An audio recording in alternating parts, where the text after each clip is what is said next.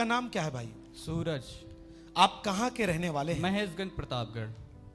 और इस भाई की गवाही है कि जब ये भाई लगभग 13 से 14 साल के ही थे और उस समय ये 8वीं क्लास में पढ़ रहे थे, तो इनकी जो संगति थी वो गलत लोगों के साथ थी और शुरू होने के कारण, गलत लोगों के साथ संगति शुरू होने के कारण इनका जो जीवन था वो धीरे धीरे गलत होने लगा और ऐसे करके इनकी संगति जो थी वो बढ़ने लगी।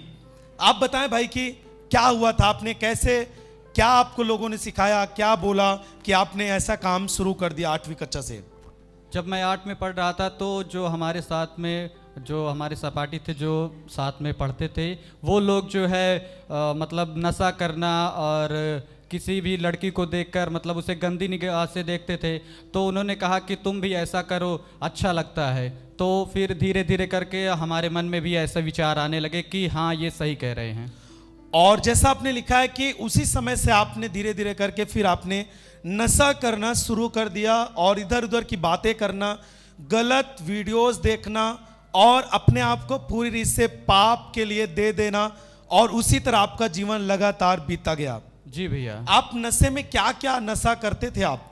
भैया जैसे गुटखा खाना और सिगरेट पीना और जो है जैसे बीड़ी पीना, मतलब जब हम कभी भी कहीं भी जाते थे, रिसेप्शन में कहीं भी शादी में जाते थे, तो इस प्रकार से हम बहुत ज़्यादा नशा करते थे। मतलब घर वाले के सामने नहीं करते थे, बल्कि जब हम कभी भी शादी में जाते थे, किसी भी दावत में जाते थे, तो वहाँ पर नशा करते थे। आप क्यों ऐसा करते थे? आपको क्या लगता था उस समय? उस समय भैया मुझको कुछ समझ नहीं आता था। मैं सोचता था कि जब सब लोग कर रहे हैं तो अब हमारी भी उम्र हो गई है, हम भी ऐसा करेंगे।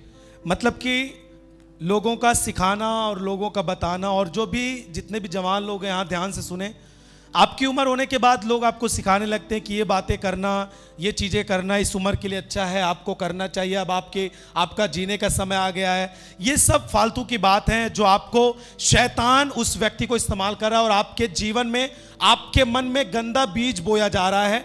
जो बोया जा रहा है वो आप काटेंगे लास्ट तक। तो इसीलिए ऐसी संगति से दूर रहें। और जैसा आप सुन पा रहे हैं कि ये भाई यदि ऐसी संगति में ना जाता, इनके साथ पढ़ने वाले ऐसे ना होते, तो काश ये उस तरह की संगति में ना पढ़ते। परंतु गलत संगति थी, गलत लोग थे पढ़ने वाले, इस कारण से ये नशा करना। और आपने जैसा लिखा है कि आप भांग भी खा लेते थे।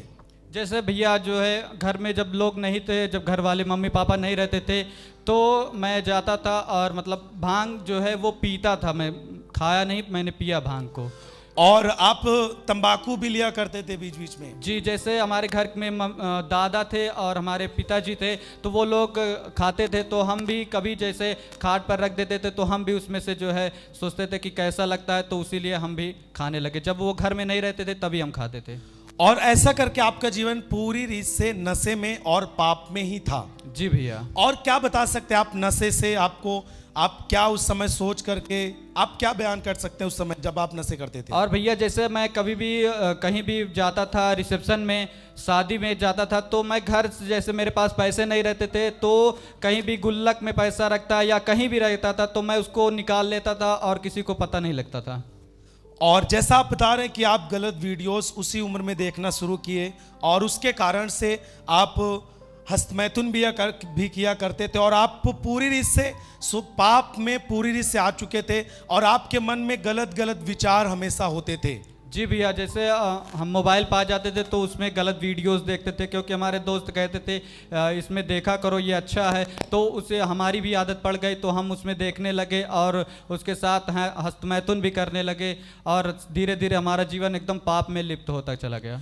ध्यान दे कलीसिया, जितने भी जवान लोग और जितने भी यहाँ पे लोग बैठे हैं, आप जो कुछ भी अपनी आंखों से चित्र देखते हैं, आप लगातार जिस काम को देखेंगे वो आपके मन पर नियंत्रण लेगा। और जब कभी भी आपके मन पर नियंत्रण लेगा, आपने जो काम देखा है, जो काम सुना है, आपने लगातार अपने मन को लगाया है, वही प्रक्रिया आपके शरीर से होगी। आप कितना भी कोशिश करेंगे, यदि आप गलत वीडियो को देखेंगे और आप सोचेंगे कि मुझसे गलत ना हो, वो आपसे होगा ही होगा। आप कितना भी प्रयास करें, उसके लिए आपको गलत वीडियो को देखना बंद करना पड़ेगा।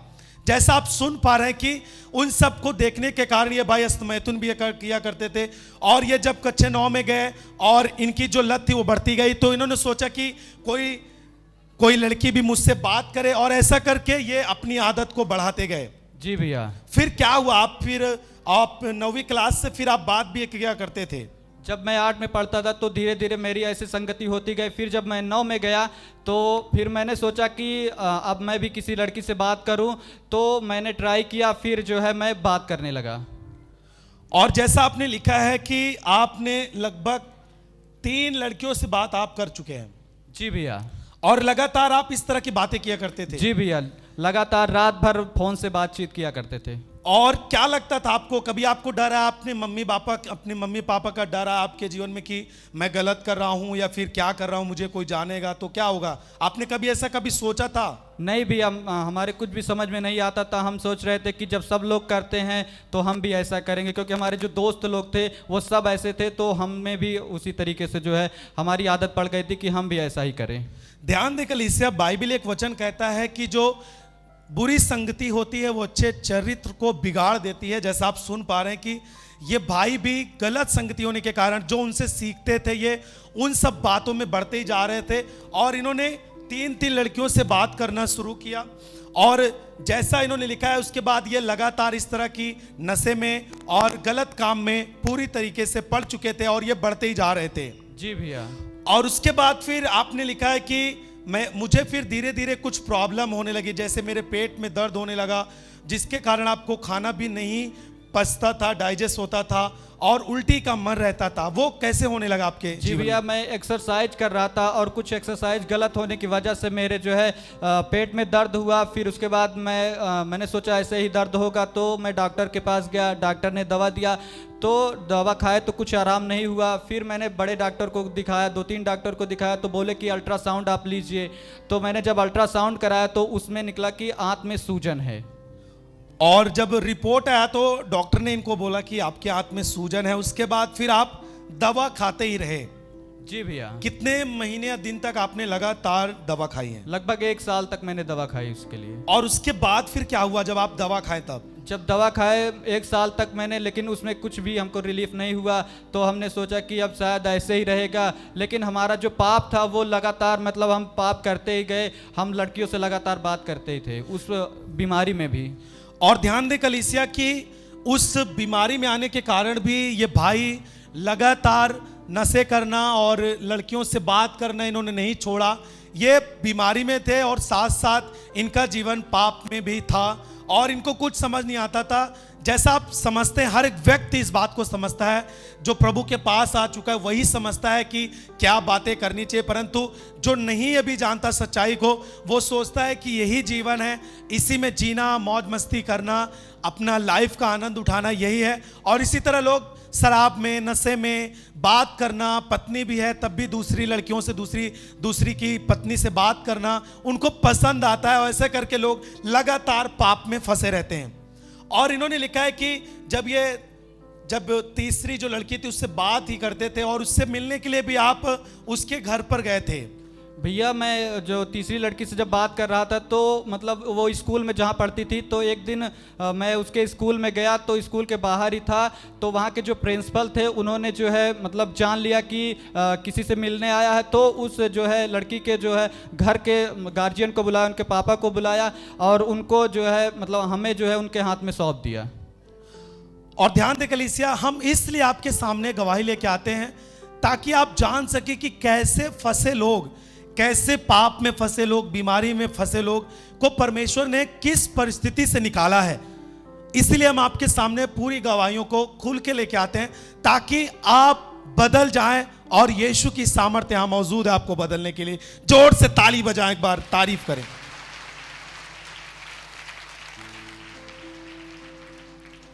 और जब उनके घर वाले आपको पा करके उन्होंने क्या किया, आपके साथ क्या व्यवहार किया? फिर वो 2 लोग आए थे, उनके पिताजी और उनके साथ एक और लोग थे, तो वो मुझे जंगल में ले गए जहाँ मतलब कोई भी नहीं था, तो वहाँ पर मुझको जो है मतलब अधमरा मार के ऐसे छोड़ दिया था। पूरी रीत से मतलब हमारा हाथ पैर नहीं काम करता था, हमारे साथ जो हमारी गाड़ी थी और मेरा मोबाइल फ़ोन सब कुछ तोड़ दिया था उन्होंने। सुन पा रहे कलीसिया कि ये इतने हद तक गुजर चुके थे कि मतलब इन्होंने थोड़ा भी भय नहीं था कि पाप करना और इस तरह के काम करना मेरे लिए खतरा हो सकता है। और आप जान पा रहे हैं कि जब ये मिलने के लिए भी गए थे तो उनके घर वाले इनको पकड़ लिए और इनको ले जाके अकेले जंगल में इनको मार के अधमरा छोड़ दिया, और जो बाइक थी इनकी तोड़ दिए, और जो मोबाइल फोन था इनके पास उसको भी तोड़ दिए, और इनको फिर वहां से छोड़ के चले गए। फिर आप वहां से कैसे आए? जी भैया, हमको अधमरा वहाँ छोड़ के चले गए। फिर जो है मैं किसी तरीके से वहाँ से घर पहुँचा। जब घर पहुँचा तो घर वालों ने कहा कि ये कैसे हो गया, तो मैंने कहा, उनसे झूठ बोला, मैंने कहा एक्सीडेंट हुआ है। तो फिर उसके बाद जो है वो बोले कि चलो कोई बात नहीं, लेकिन फिर उन्होंने हमारी दवाई करवाई घर वालों ने। आपका इलाज करवाया घर वालों ने। ध्यान दें कलीसिया की, जब एक व्यक्ति गलत काम करता है तो वो दूसरों के सामने सच्चाई नहीं बोल सकता। जब आप उससे बोलेंगे तो वो घुमा फिरा के एक झूठ, दूसरा झूठ, तीसरा झूठ बोलता ही जाएगा। तो इसी कारण से इनको ये किस लिए मार खाए थे, परंतु घर के लोगों के सामने पहुंचे तो इन्होंने बता दिया कि हमारा एक्सीडेंट हुआ था और इस कारण से मुझे चोटें आई हैं इतनी ज़्यादा। और घर वालों ने इनका इलाज कराया, लेकिन इनका जो घाव थे वो ठीक हुए, लेकिन जो इनके पेट की जो प्रॉब्लम थी, बीमारी थी, वो बढ़ती जा रही थी। और साथ ही साथ इनको गुस्सा भी बहुत ज़्यादा आता था। जी भैया, मुझे गुस्सा बहुत ज़्यादा आता था। जब मैं मतलब कुछ भी घर वाले बोलते थे तो मैं बहुत गुस्सा करता था। मैं अपने भाई को जो है हमारे भैया जो हैं उनको कुछ भी बोलते थे तो मैं उनसे लड़ पड़ता था, उनका गला भी दाब देता था, उनको लाठी डंडे से मारता था। मतलब बहुत ज़्यादा उनसे बिल्कुल भी प्रेम नहीं करता था, उनको मैं भाई भी नहीं कहता था।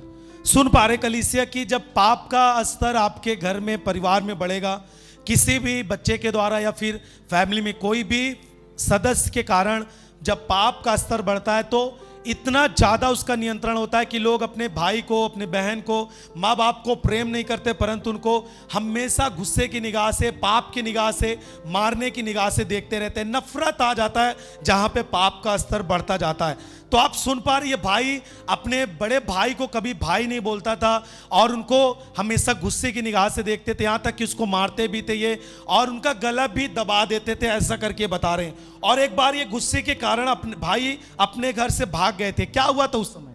उस समय भैया जब हम 10 में पढ़ रहे थे तो बीमारी की वजह से और इन सब गलत कामों की वजह से हमारा पढ़ाई में बिल्कुल भी मन नहीं लगता था, और हम जो है स्कूल जा भी नहीं पाते थे, लगातार दवाइयाँ करवाते थे। तो वहाँ के जो टीचर थे उन्होंने कहा कि अब तुम्हारा क्या होगा, अब तुम नहीं पास हो सकते 10th की परीक्षा में। तो मैंने सोचा कि अब क्या होगा, अब हमारी बेइज्जती होगी। तो एक दिन शाम को ठंड के समय था, मैं जो है घर पे था, सब लोग घर के अंदर थे। तो वहाँ से मैं 6 बजे के करीब में अपने घर से निकल गया और मैं स्टेशन पे जा करके मैंने सोचा मैं कहीं दूर चला जाऊंगा घर वालों को छोड़ करके। सुन पा रहे कलीसिया, और जितने भी लोग यहाँ पे हैं जो कभी भी अपने आप को हारा हुआ महसूस करते हैं अपने जीवन को, या फिर आप जितने भी जवान लोग यहाँ पर हैं, आप सोचते हैं मैं एग्ज़ाम कैसे दूं, पास हो पाऊंगा कि नहीं, आपको अपने जीवन को कभी भी निराशा में नहीं ले जाना है। पूरे उत्साह के साथ काम करें, पढ़ाई करें। यदि आपको कम नंबर आते हैं या फिर आप फेल होते हैं, आपके पास दोबारा मौका होता है, आप उसको फिर से कर सकते हैं। लेकिन अब कभी भी अपने आप को आत्महत्या के लिए, अपने जीवन को हारा हुआ निराशा में ना ले जाएं, क्योंकि शैतान आपके उसी जगह पर काम करता है और आपको ख़त्म करने की कोशिश करता है। तो आप सुन पा रही है, भाई को जब टीचरों ने बोला कि आप पढ़ते नहीं हो, आप इस तरह टहल रहे हो, तो ये पूरी तरह से अपने आप को बेइज्जती महसूस करके ये घर से बाहर भाग गए। तो आप कितने दिन बाद घर वापस आए? भैया जैसे शाम को मैं निकला तो मैं फाफामाऊ स्टेशन पे था, और वहाँ पे जो है हमने सोचा कि अब किसी दूसरी ट्रेन पकड़ के हम बाहर चले जाएंगे। लेकिन जो है मैं वहीं रात भर वहीं बैठा रहा, जो है वहीं लेटा रहा। फिर सुबह हुआ तो जो है घर वालों का फ़ोन आया कि वहाँ क्या कर रहे हो। तो हम रात भर उन्होंने फ़ोन किया, घर वाले लगातार ढूंढते रहे मुझे, लेकिन नहीं पाए। तो मैंने सवेरे अचानक से जो है मोबाइल फ़ोन अपना स्विच ऑफ कर लिया था। तो सुबह अचानक से मैंने फ़ोन खोला तो उसमें बहुत सारे कॉल आए थे। तो मैंने कॉल को उठाया तो बोले कि कहाँ पे हो, हमने कहा कि फाफामाऊ में हैं। तो बोले कि आप घर आओ। तो हम उस समय घर चले आए और उस समय ये घर पर आया, और इन्होंने लिखा है कि फिर जब इस तरह की परिस्थिति पूरे परिवार में थी, इनके घर में थी और इस भाई के जीवन में था, तो इन्होंने फिर इनके रिश्तेदारों ने इनके घर में सुसमाचार लेके आया। उन्होंने क्या बोला था आपको? भैया जब मैं पहली बार चर्च में आया तो हमारे मामा जी बीमार थे, तो उनको जो है सुसमाचार मिला। तो वो जब उनको हम साथ में लेके आश्रम में आए थे और बोले कि आप बड़े दरबार लेके चलिए, वहाँ पे ये सही हो जाएंगे मामा जी। तो हम उनके साथ में टैक्सी से आए थे, तो यहाँ पर हमने देखा कि यहाँ तो बहुत अच्छा लग रहा है। फिर मैं रास्ते भर यीशु मसीह का नाम लेता हुआ रास्ते भर गया और मुझे बहुत अच्छा फील होने लगा था। जोर से ताली बजाएं सब जन। आप सुन पा रहे हैं कलीसिया कि इन्होंने अपने जीवन में उस उम्र में जितने साल इसने नशे में, इस भाई ने नशे में, पाप में, माँ बाप के ऊपर गुस्सा होना, भाई के ऊपर गुस्सा होना, इस तरह अपना जीवन व्यतीत किया। लेकिन उस समय के बीच में इनको कभी भी इस तरह की बातें सुनने में नहीं आई जो इन्होंने चर्च में आके सुना। इस तरह के काम इन्होंने नहीं देखे जो इन्होंने चर्च में आके देखा। और जब ये अपने मामा को लेके आए थे चर्च में, ये खुद अपने जीवन को बदलने के लिए नहीं आए थे चर्च में। जी भैया। और जब आप अपने मामा को चर्च में लेके आए थे, आपने यहाँ पे सुना कि बहुत अच्छा है, फिर आप बता रहे हैं कि मैं यीशु मसीह का नाम लेते हुए सारे रास्ते भर अपने घर को वापस गया। जी भैया, जब मैं यहाँ पे आया था उस समय भी मेरे जीवन में समस्या थी, लेकिन मैं अपनी समस्या को लेकर यहाँ नहीं, मामा की समस्या को लेकर आया था, तो मुझे यहाँ अच्छा लगा। उस समय में भी मैं बहुत ज़्यादा पाप में फंसा हुआ था। और 2017 में आप आए थे यहाँ पे पहली बार। जी भैया। और उसके बाद फिर आप अपने मामा को लेके आते थे, लेकिन आपको अच्छा लगता था, लेकिन उस तरह आप पूरी तरह से पाप से नहीं छूटे थे। जी भैया, हम जो है घर से भाग गए थे। जब यहाँ सुसमाचार मिला तो हम जब आए थे यहाँ पे, तो उस समय जो है हमारे मम्मी पापा ने कहा कि जिस दिन हम भाग के गए थे उस दिन शुक्रवार का दिन था, तो हमारे मम्मी पापा ने कहा कि आओ सीधा घर। तो हम जब घर आए तो वो हमें घर से यहाँ आश्रम लेके आए। तो यहाँ आश्रम जब लेके आए तो यहाँ पापा जी ने हमारे लिए प्रार्थना किया, बोले कि क्या समस्या है। तो हमने कहा कि मम्मी पापा ने बताया कि ये आज घर से भाग गए थे और पूरा हाल कैसे सुनाया। तो उस समय जो है पापा जी ने कहा कि जाओ बेटा, तुम अच्छे नंबर से पास हो गए। तो उस समय जब मैं 1 महीने बाद जब एग्ज़ाम दिया तो पूरे स्कूल में सबसे अच्छा नंबर मेरा आया। जोर से ताली बजाए, जोर से।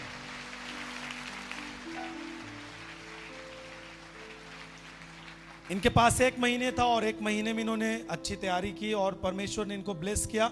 और उसके बाद 2019 में आपने यहाँ पे बाइबल स्कूल किया। जी भैया।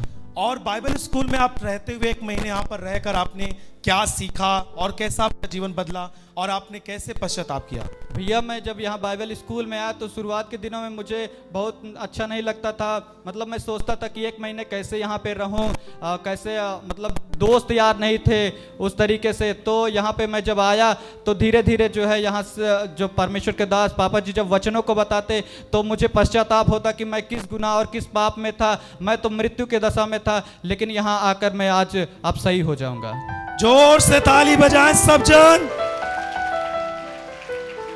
और आपने लिखा है कि बाइबल स्कूल करने के बाद फिर आपकी जो बीमारी थी, जो आपको पेट में प्रॉब्लम था, जो एक साल दवा आपने 1 साल मेडिसिन लिया, उसके बाद भी आपको रिलीफ नहीं हुआ था और गंदी लतों से और नशे की आदत से उसके बाद से आप पूरी रीत से आज़ाद हो गए। जी भैया, जब मैंने बाइबल ट्रेनिंग किया तो यहाँ पर परमेश्वर के दास जो वचनों को बताते थे उसे मैं पूरी रीत से अपने डायरी में नोट करता गया, हर एक वचन को। और मैंने बाइबल भी पढ़ना शुरू किया, प्रार्थना भी करना शुरू किया। उसी दिन से मेरे जीवन में छुटकारा होना शुरू हुआ। और उसके बाद से फिर आपका मन पूरी रीत से पाप से हट गया। जी भैया, जो मैं गलत नज़र से देखता था लड़कियों को और जो भी गलत वीडियोस देखते थे, जो भी पोर्न वीडियोस देखते थे, जो हस्तमैथुन करते थे, जो नशा करते थे, इन सब से हमें छुटकारा मिला, परमेश्वर ने। और उस दिन के बाद से आज पूरी रीत से, आज तक पूरी रीत से आजाद है। जी भैया, तब से मैंने कोई पाप नहीं किया, कोई गलती नहीं की, कोई भी नशे आपने नहीं लिए। जी भैया, कोई नशा मैंने नहीं और किया। जो आपको हमेशा गुस्सा आता था अपने भाई के ऊपर, अब आप कैसे रहते हैं? अब मैं अपने भाई से बहुत ज्यादा प्रेम करता हूँ और उसे भाई भी कहता हूँ। जोर से ताली बजाएं सब जन और जोर से तारीफ करें इस बड़ी गवाही के लिए। और आप क्या बता सकते हैं, जितने जवान लोग यहाँ पर हैं, आप उनको अपनी गवाही के द्वारा क्या बताना चाहेंगे?